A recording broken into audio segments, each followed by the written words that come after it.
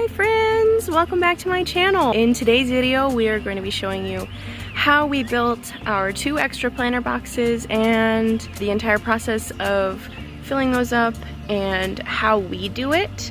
There are many ways to do it, but this is how we do it.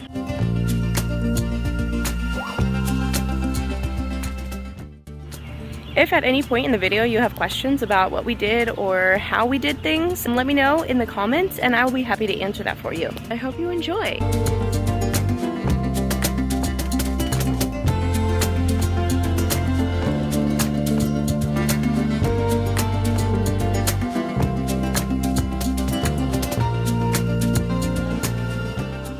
We started out with 2 2x4x8s, so they were 8 feet long, and we cut those in half to make the side pieces for our planter boxes. Then the other 2 2x4x8s were the length of our planter boxes. And full disclosure here, we should have measured the width, length, and height of our original planter box because these planter boxes ended up being a little bit more shallow than the original that we built because we used 2x4s. So I would suggest to you using 2x6x8s so that way you can actually get that depth. So, I mean, they still work, they're still fine, but try to find some 2x6x8s.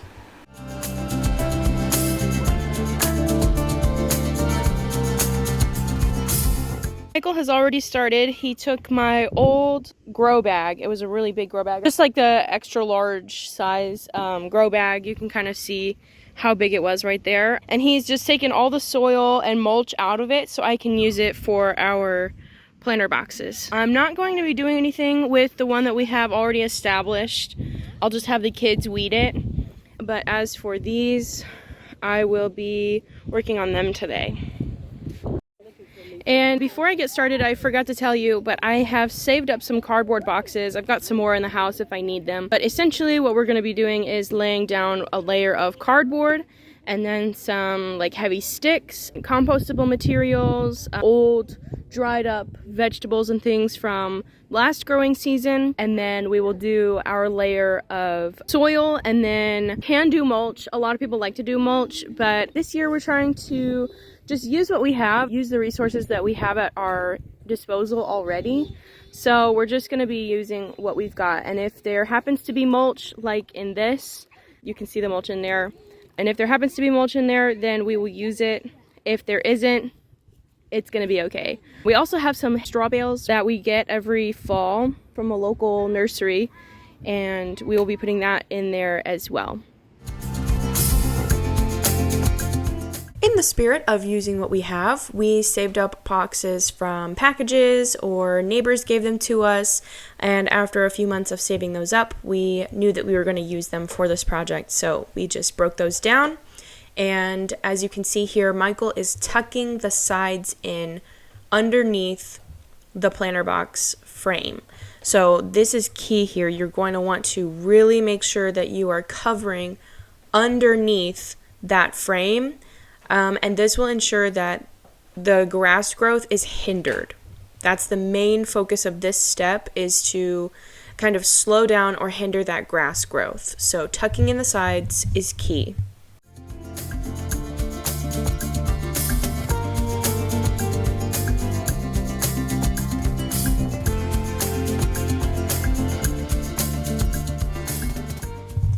Once your cardboard layer is finished, it's time for heavy sticks. So essentially you're going to find some heavier sticks, medium sized, something that has some weight to it, and just place those on top of your cardboard, and this will help with drainage. It creates dimension and height, so there is some good drainage here. The next step is loosely spreading out the straw bale.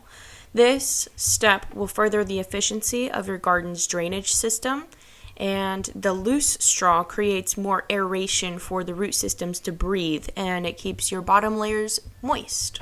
We recently got our outside spigot hooked up, so I need to go ahead and switch our hose over to this spigot so that way we can run water from here all the way over there to the garden.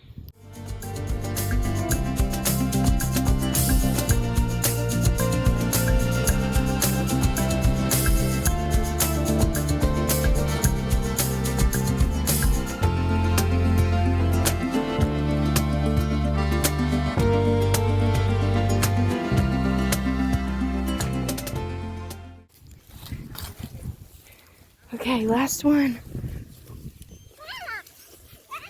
Okay, we got water. Now what we need to do is soak all of this straw until, I mean, it is like really, really heavy and just really, really moist. It'll take a while, but once this is really soaked, we won't have to bother with it for a long time. So that's what we're gonna do now.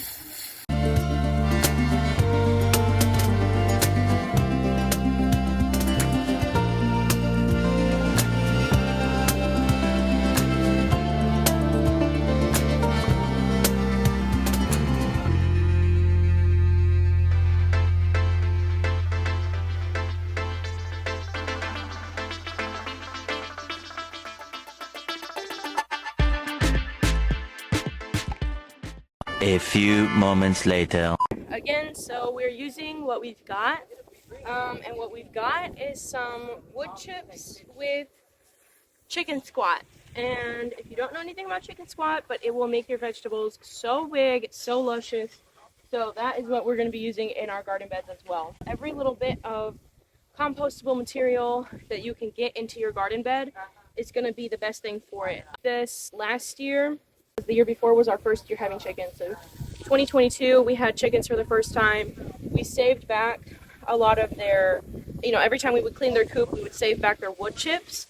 And we used it for the subsequent garden after. So in 2023, we used it in that garden. And I'm telling you, we had the most luscious tomatoes. We had the most luscious green onion. We had just had like green onion from the store that we just cut down and planted, and it kept coming back.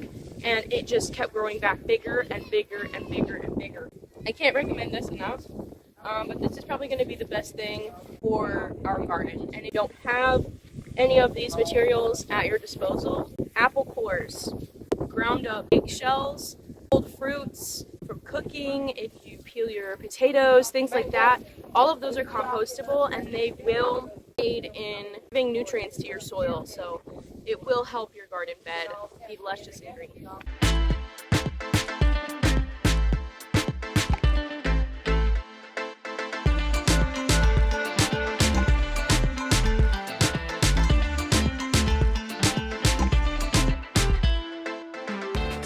Since you are dealing with animal waste in this particular step, I would absolutely recommend wearing gloves when mixing it into your garden bed.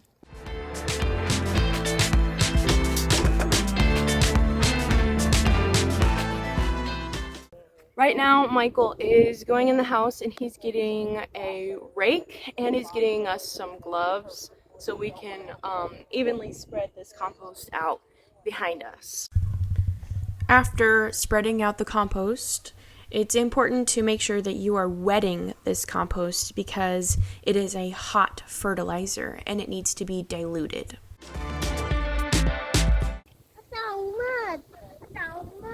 Yeah, it'll be okay. It's all dirt, baby. It's supposed to be muddy. It's dirt. Again, with this step, soaking the wood chips ensures that the fertilizer is well and truly incorporated into your garden. Okay, that is our stopping point for today. We gotta go to the store, we gotta get some soil. That's just gonna be our stopping point for today.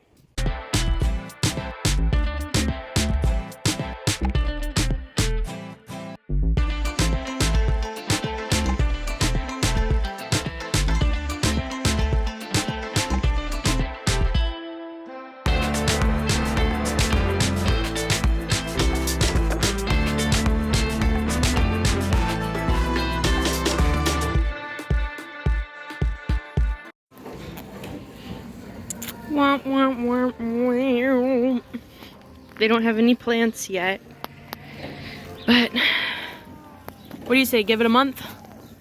These look so cute.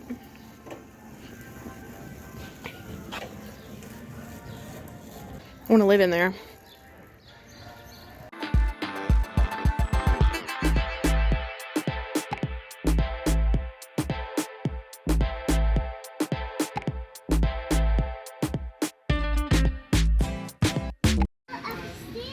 If there's one thing I'm good at,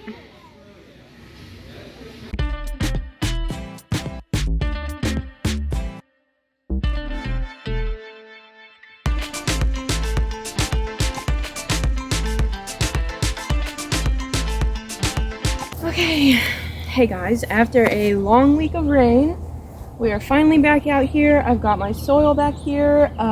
We did go and get soil a few days ago, and we are ready. Well, I say we. I'm out here working today, but I am ready to fill our planter boxes, finally. So that's what we're gonna be doing. Got my rake, gloves.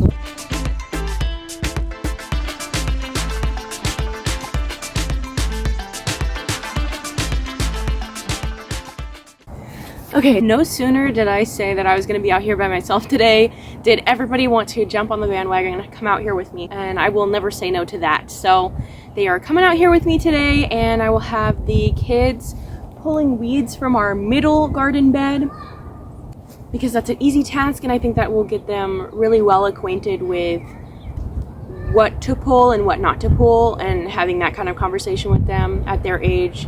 They're toddlers. So I think that is going to be a good thing for them. And then while they weed the middle bed, Michael and I are going to work on putting soil in the new beds that we have made. I didn't show it, but we did repeat the same steps on the other garden bed as the first one. And after meticulously weeding this garden in the middle, we went ahead and just added soil to it as well.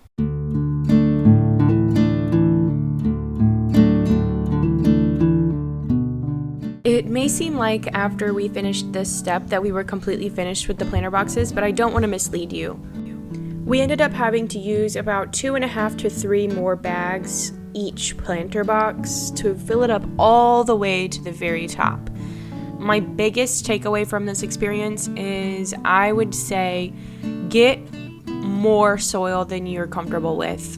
Overshoot with your soil and just get extra just to be prepared, and make sure that you have enough for potting, transferring, giving away if you like to give away some of your plant starts, and enough to replenish what was lost from the previous year. So we're going to use that. It is organic. It's supposed to be really good. And yeah, it's Miracle-Gro. Sponsor us.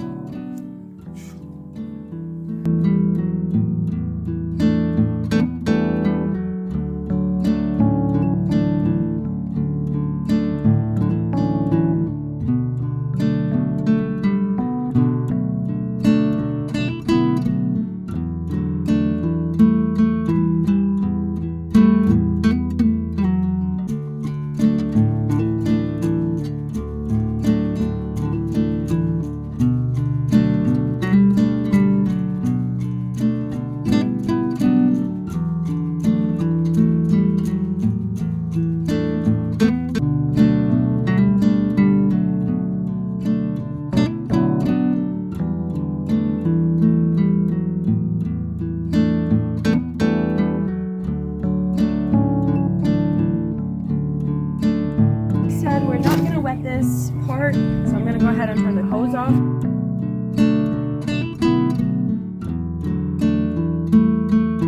All done. And here we put our kids to work one more time, just watering the garden bed with the freshly transplanted tomatoes and marigolds. What a sight to see. If you like this content and more like it, please like and subscribe, share, comment, interact with me, talk to me, tell me what's up. I am so glad that you joined us on this journey, and I hope you enjoyed yourself because I enjoy you. Have a great day.